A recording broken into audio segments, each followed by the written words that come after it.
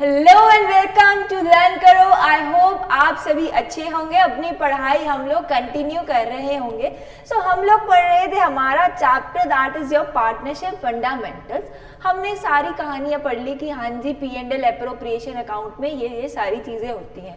सो अब P&L appropriation account में जो जो चीजों की एडजस्टमेंट हमने सीखी उनके अंदर भी कोई ना कोई एडजस्टमेंट्स है। सो लास्ट लेक्चर्स में हमने एक दो एडजस्टमेंट्स कवर करी थी। सो आज जो हमें करना है that is your interest on drawings. जो हमारा इंटरेस्ट ऑन ड्राइंग्स होता है उनको कैसे कैलकुलेट करना है, कैसे कैसे डिफरेंट टाइप्स की एडजस्टमेंट्स आपके एग्जाम में आ जाती हैं और बेसिकली आपके बुक्स में भी है, आपके क्वेश्चंस में भी आपको करनी पड़ती हैं। सो वो आज हमें स्टार्ट करना है, that is your interest on drawings. अब इंटरेस्ट ऑन ड्राइंग्स देखो जी, दो टाइप्स की हो सकती है।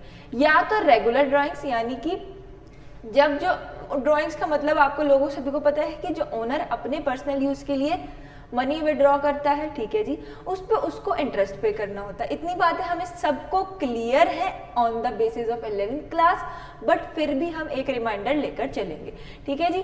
अब जो हमारे इंटरेस्ट ऑन ड्राइंग्स हैं, ओनर को वो पे करनी है, सो हमें तो वो कैलकुलेट करनी है। बट अब मर्जी तो ओनर की है कि वो कब कब ड्राइंग्स विड्रॉ करेगा। अब ड्राइंग्स विड्रॉ करने के दो वेज हो सकते हैं। या तो ओनर ने अपना एक रूल बनाया कि मैं हर मंथ के स्टार्टिंग में अपने लिए पैसा थोड़ा बहुत निकाल कर ले जाऊंगा अपने खर्चे के लिए, ठीक है जी। या फिर उसने जब मर्जी कर दी, उसको बोलेंगे हम इर्रेगुलर ड्राइंग्स, जब अपनी मन करा तब विड्रॉ कर ले गया। तो हमारा काम तो इंटरेस्ट ऑन ड्राइंग्स कैलकुलेट करना है कि उसकी इच्छा है वो जैसे मर्जी विड्रॉ करे। तो हमारे पास दो ऑप्शंस आते हैं, एक तो हम रेगुलर ड्राइंग्स हो सकती हैं, दूसरी होती है इर्रेगुलर ड्राइंग्स। सो स्टार्ट करेंगे हम सबसे पहले रेगुलर ड्राइंग्स के साथ कि अगर ईयर स्टार्ट होने से पहले उन्होंने डिसाइड किया कि मैं रेगुलर ड्राइंग्स करूंगा और इस बेसिस पर करूंगा, तो हमें कैसे कैलकुलेट करनी है। तो देखो जी, इंटरेस्ट ऑन ड्राइंग्स कैसे कैलकुलेट करोगे, simply total drawings into rate into average period. सारा जो चेंज है, सारा जो घपला है आपका, वो कहाँ पर है, एवरेज पीरियड में। एवरेज पीरियड उसका चेंज होता रहेगा, कभी वो कैसे विड्रॉ कर लेगा, कभी वो अपना कोई रूल बना लेगा।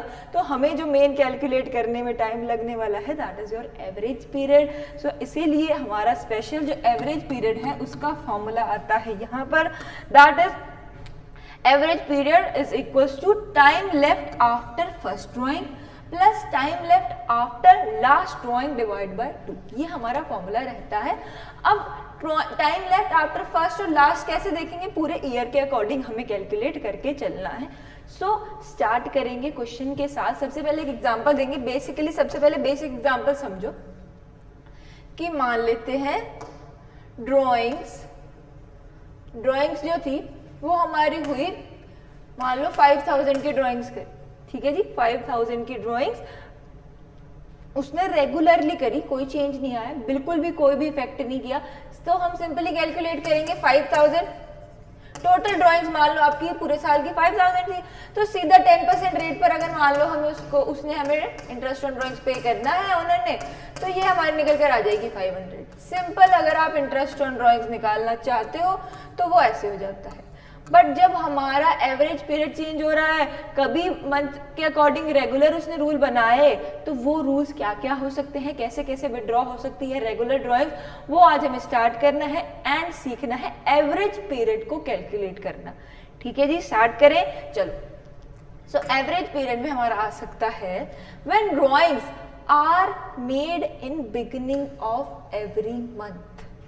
अगर ओनर ने ये रूल बनाया कि मैं हर साल के स्टार्टिंग में, हर मंथ में, हर एक मंथ में, जब भी जैसे जैसे मंथ स्टार्ट होता जाएगा, मैं स्टार्टिंग में अपने लिए कुछ मनी विड्रॉ कर लेता जाऊंगा। तो हमें इंटरेस्ट ऑन ड्राइंग्स कैलकुलेट करना है, तो हमें मंथ चाहिए, एवरेज पीरियड चाहिए। तो वो एवरेज पीरियड कैसे कैलकुलेट करोगे, देखो जी, आपके पास कितने मंथ्स है, 12 मंथ्स है, ठीक है। कितनी बात सभी को क्लियर है, दिस इज योर 1 2 3 4 5 7 8 9 10 11 12, ठीक है। अब 12 मंथ्स है, तो जब विड्रॉ करा उसने बिगिनिंग में, हर साल हर मंथ के बिगिनिंग में ड्रॉ करा, यानी कि अप्रैल टू मार्च वाला मंथ लेंगे हमारा अकाउंटिंग ईयर। अप्रैल 1 को विड्रॉ करी ओनर ने ड्रॉइंग्स, ओनर बहुत सारे पैसे निकाल कर ले गया, ठीक है जी। अब ओनर ने विड्रॉ कर ली अप्रैल 1 को। अप्रैल 1 को विड्रॉ करने के बाद कितने मंथ्स बचते हैं? देखो हमारा फॉर्मूला क्या है, फॉर्मूला हमारे पास है time left after first drawing. Time left after first drawing, पहली अप्रैल को उसने विड्रॉ करी तो कितने महीने बचे? जल्दी से बताओ, 12 मंथ बच गए, 12 मंथ हमारे रिमेनिंग रह गए अभी। जैन मान लो अप्रैल 1 को करी तो मार्च तक पूरा मंथ तो रिमेनिंग रह गया, ठीक है जी। अब मार्च 1 को विड्रॉ करी, जब यहाँ पर ईयर एंड हो रहा था हमारा, मार्च 31 पे ईयर एंड था, मार्च 1 को ओनर ने पैसे निकाल लिए फिर से बहुत सारे, तो अब वो कितनी होगी? अब कितना हो जाएगा हमारे पास रिमेनिंग मंथ्स? फॉर्मूला पे दोबारा देखो क्या है, time left after last drawing. अब साल की जो लास्ट ड्रॉइंग हुई उसका कितना मंथ बच गया? मार्च 1 के बाद मार्च 31 तक एक पूरा मंथ बचता है, तो ये हमारा आ जाएगा +1 divided by 2 and this is your 13 divided by 2, जो कि आपका निकल कर आ जाएगा 6.5। तो ये हो जाएगा हमारा एवरेज पीरियड। इतनी बात क्लियर हुई सभी को? चलो जी, अब नेक्स्ट हमारे पास आया when drawings are made end of every month. हर मंथ के एंड में अगर विड्रॉ करता है तब क्या करोगे? अगर अप्रैल 31 को विड्रॉ करी तो कितने मंथ्स बच जाते हैं? अप्रैल 31 तक के बाद मार्च 31 तक बच जाते हैं 11 मंथ्स। सो 11 और मार्च 31 को अगर विड्रॉ करेगा ड्राइंग्स तो उसके बाद साल में कितने मंथ्स बच गए? 0। कोई भी डाउट नहीं है इस बात में। सो ये हमारा निकल कर आ जाएगा 11/2 which means this is your 5.5। कोई भी डाउट? इतनी बातों में 2 केस हमें अच्छे से क्लियर हो गए। अब देखो जी क्या है नया case, when drawings are made in the middle of every month. हर साल हर महीने 12 महीनों में से 15 तारीख को 15 को विड्रॉ करता है ओनर। क्या? ड्राइंग्स विड्रॉ करता है, दैट मीन्स कि अप्रैल 15 को विड्रॉ करी, अप्रैल 15 को विड्रॉ करेगा, ठीक है जी, कोई डाउट नहीं है इस बात में हमें। सो अप्रैल 15 को अगर विड्रॉ करी तो इसके बाद कितने मंथ्स आपके बच गए मार्च 31 तक? 11.5, 11 महीने और 15 दिन, तो उसको क्या बोलोगे? 11.5 प्लस। अब मार्च के महीने में क्या हुआ? 15 मार्च को विड्रॉ करी तो हाफ मंथ रिमेनिंग रह गया, तो ये हमारी आ जाएगी 0.5 डिवाइडेड बाय 2। कोई भी डाउट इस बात में किसी भी बच्चे को कमेंट सेक्शन में आप अभी पूछ सकते हैं। ये हमारा एवरेज पीरियड निकल कर आ जाता है, ठीक है जी। अब देखो इंपॉर्टेंट ट्रांजैक्शन है, ध्यान से देखेंगे। सो ये क्या है हमारे पास, when drawings of equal amount are made in the beginning of each quarter. Quarter वाली बात आ चुकी है, तो अब ध्यान से समझेंगे।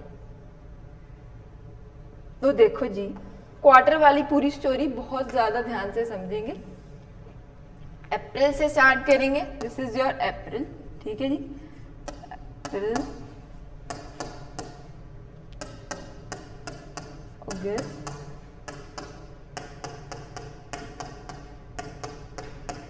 इतनी बात क्लियर है। ये हमारा एक अकाउंटिंग ईयर बन गया, ठीक है जी। अब ये देखो, ये हमारा फर्स्ट क्वार्टर है, ये हमारा होता है second quarter and this is your third quarter and ये हमारा निकल कर आ जाता है फोर्थ क्वार्टर। इतनी बातें सभी को क्लियर है। अब क्वेश्चन में हमें क्या बोला है कि when drawings of equal amount are made in the beginning of each quarter. अगर मैं हर क्वार्टर के स्टार्टिंग में विड्रॉ करती हूँ ड्राइंग्स, तो मान लो मैंने अप्रैल 1 को विड्रॉ करी तो कितने मंथ बच गए? 12 मंथ्स बच जाते हैं, कोई डाउट नहीं है इस बात में। चलो जी नेक्स्ट, मैंने विड्रॉ कब करने हैं? हर क्वार्टर के स्टार्टिंग में अगर मैं विड्रॉ करती हूँ तो लास्ट क्वार्टर के स्टार्टिंग में विड्रॉ करूंगी। Jan 1 को विड्रॉ कर रही हूँ, Jan 1 को विड्रॉ करने का क्या मतलब है? 3 मंथ्स रिमेनिंग बच गए, कोई भी डाउट नहीं है। सो ये हमारे 3 मंथ्स आ जाएंगे, divide by 2, 15 divided by 2 and ये हमारा निकल कर आ जाएगा 7.5। इतनी बातें क्लियर हुई, कोई भी डाउट नहीं है। चलो जी नेक्स्ट केस पर आते हैं। When drawings of equal amount are made at the end of each quarter. अगर मैं हर क्वार्टर के एंड में विड्रॉ करती हूँ तो क्या होगा? ये मेरा क्या है? मार्च, अप्रैल, मई, जून। अगर मैंने जून के एंड में विड्रॉ करी तो कितने मंथ्स बच जाते हैं? देखो 1 2 3 4 5 6 7 8 9 कोई डाउट नहीं है इस बात में। सो 9 प्लस अब क्या हुआ eight the end of each quarter यानी कि मैंने विड्रॉ करी होंगी अब एंड में मार्च 31 को, तो रिमेनिंग कितना रह जाएगा 0। सो ये हमारा निकल कर आ जाएगा 9 divided by 2 that is your 4.5। ये हम एवरेज पीरियड की कैलकुलेशन सीख रहे हैं, कंफ्यूज मत हो जाइएगा। When drawings are made in the middle of each quarter, अगर मैंने विड्रॉ करा हर क्वार्टर के मिड में, दैट मीन्स मैंने मई के मिड में विड्रॉ करा, तो ये तो मेरे 10 मंथ्स बच गए और हाफ मेरा मई बच गया, तो ये कितना हो जाएगा 10.5। So this is your 10.5। Then मैंने रिमेनिंग कब विड्रॉ किया होगा लास्ट क्वार्टर के मिड में, सो दिस इज माय 1.5 बन जाएगा ये। कोई भी डाउट नहीं है इस बात में। सो ये हमारा निकल कर आ जाता है, this is your 11 and 12 divided by 2, तो ये हमारा 6 एवरेज पीरियड निकल कर आ जाता है 6 मंथ्स। कोई डाउट नहीं है अभी तक, हमें सब कुछ क्लियर हो रहा है अच्छे से।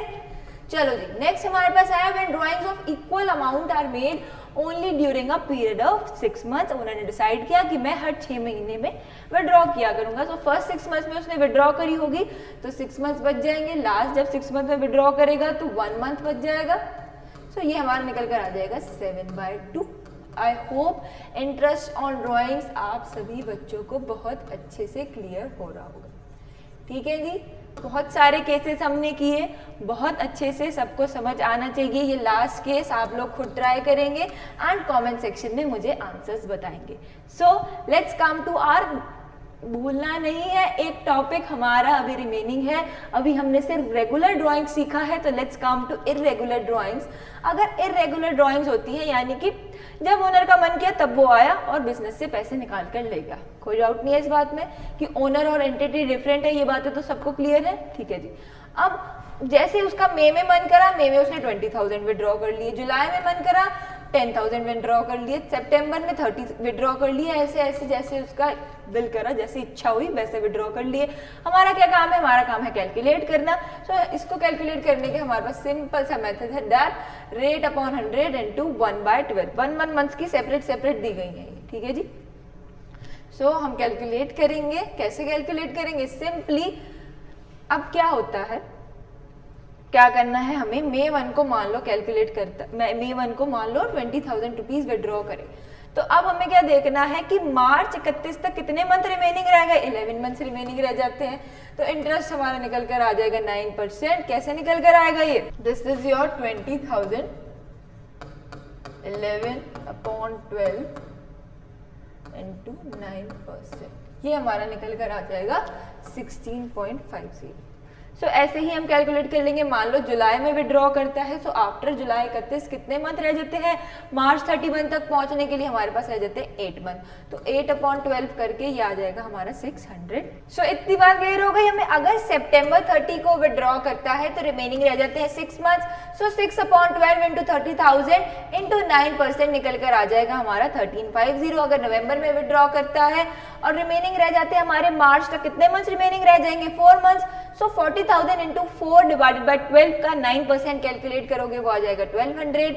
देन अगर Jan 1 को करता है तो विड्रॉ, तो हमारे रह जाते हैं रिमेनिंग 3 मंथ। सो 20,000 इंटू 3, एक बार यहाँ पर लिख लेते हैं, ऐसा करते हैं, that is your 20,000 into 3 divided by 12 का 9%, ये हमारा निकल कर आ जाता है 450। और अगर हम विड्रॉ करता है मार्च 31 को 25,000 रुपीज, और रिमेनिंग मंथ्स कितने रह जाते हैं, रिमेनिंग मंथ्स रहते ही नहीं। सो ये हमारा निकल कर आ जाएगा 0। ठीक है जी, सो एंड में टोटल कर देंगे। सो ये था हमारा इररेगुलर ड्राइंग्स की बातें। आई होप इतनी बातें आप सभी को अच्छे से क्लियर हो गई होंगी। सो आज के लेक्चर में हमने इम्पॉर्टेंट टॉपिक कवर किया है, that is your interest on drawings. I hope बहुत अच्छे से सभी बच्चों को समझ आया होगा। सो कोई भी डाउट रह जाए कमेंट सेक्शन में आप पूछ सकते हैं without any hesitation. And lastly, learn करो प्रीमियम सब्सक्रिप्शन में आप सभी को मिलती है live classes. From anywhere and any time.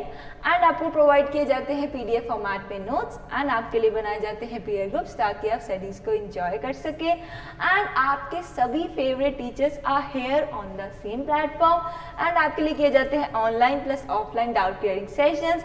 And आपका सिलेबस भी चैप्टर वाइज अपडेटेड रहता है ताकि आप टेंशन ना लें और पढ़ाई पर ध्यान देते रहें और सारी अपडेटेशन आपको मिलती रहे। देन आपके लिए किए जाते हैं live test, quizzes, assignments and many more. So learn करो आप सभी डाउनलोड कर सकते हैं एंड टेलीग्राम ग्रुप भी ज्वाइन कर सकते हैं, दोनों के लिंक डिस्क्रिप्शन में है। And don't forget to subscribe the channel. That was all for today and I will meet you in the next lecture with your next important topic.